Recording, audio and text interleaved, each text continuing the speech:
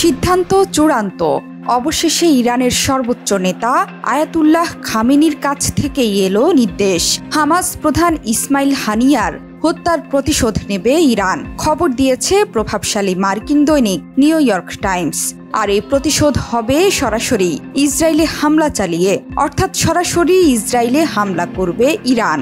আর সেটি যদি সত্যি হয় তবে ইসরায়েলের জন্য অপেক্ষা করছে আরেকটি মিসাইল ঝড়। বলাই যায় অপারেশন ট্রু প্রমিস 2 অভিযান আসছে।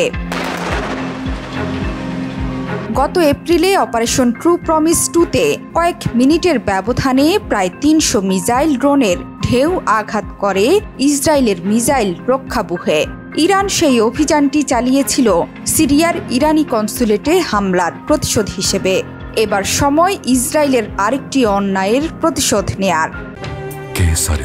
শেকড় থেকে শিখরে হামাসের রাজনৈতিক প্রধান ইসমাইল হানিয়াকে তেহরানে ইসরায়েল হত্যা করেছে অভিযোগ উঠেছে। বিভিন্ন সংবাদ মাধ্যমের সূত্র বলছে ইরানের বাইরে থেকে আসা মিসাইলের আঘাতে নিহত হয়েছে হানিয়া। এটি হয়ে থাকলে নিশ্চিতভাবেই ইরানের সার্বভৌমত্বের লঙ্ঘন। প্রতিবেদনে বলা হয়েছে ইরানের সর্বোচ্চ নেতা আলী খামেনি হামাস প্রধান ইসমাইল হানিয়াকে হত্যার জবাব হিসেবে ইসরায়েলের উপর সরাসরি হামলা চালানোর নির্দেশ দিয়েছেন বলে নিউ ইয়র্ক টাইমস জানিয়েছে। 3 জন অজ্ঞাতনামা ইরানি কর্মকর্তার বরাত দিয়ে সংবাদ মাধ্যমটি এই তথ্য সামনে এনেছে। ওই 3 কর্মকর্তার মধ্যে 2 জন রেভলিউশনারি গার্ড সদস্য। প্রতিবেদনে আরও বলা হয়, হানিয়া হত্যাকাণ্ডের পর ইরানের সুপ্রিম ন্যাশনাল সিকিউরিটি কাউন্সিলের জরুরি বৈঠকে এই নির্দেশনা দেয়া হয়।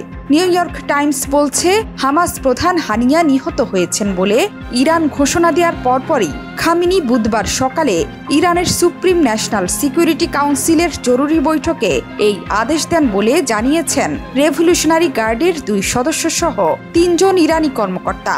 তারা তাদের নাম প্রকাশ করতে চাননি, কারণ এই বিষয়ে প্রকাশ্যে কথা বলার জন্য তারা অনুমোদিত কেউ নন। ইসমাইল হানিয়া ছিলেন ইরানের নেতৃত্বাধীন এক্সিস অফ রেজিস্ট্যান্স বা প্রতিরোধের অক্ষের অন্যতম নেতা। বহুদিন ধরেই তিনি ইসরায়েল সহ পশ্চিমা শক্তির টার্গেটে ছিলেন, কিন্তু ইরানের রাজধানী তেহরানে তার এমন নিহত হওয়া একদমই মেনে নিতে পারছে না ইরান। একদিকে এটি যেমন ইরানের সার্বভৌমত্বের প্রশ্ন, তেমনি আঞ্চলিক শক্তি হিসেবে ইরানের প্রভাব ধরে রাখার ক্ষেত্রেও গুরুত্বপূর্ণ। ইরান যদি এ ঘটনার কার্যকর প্রতিশোধ গ্রহণ করতে না পারে তবে সহযোগী শক্তি, বিশেষ করে হুতি, হামাস, হিজবুল্লাহর কাছে ইরানের বিশ্বাসযোগ্যতা ক্ষুণ্ণ হওয়ার আশঙ্কা আছে। জোহরা চৌধুরী সেতু, 71।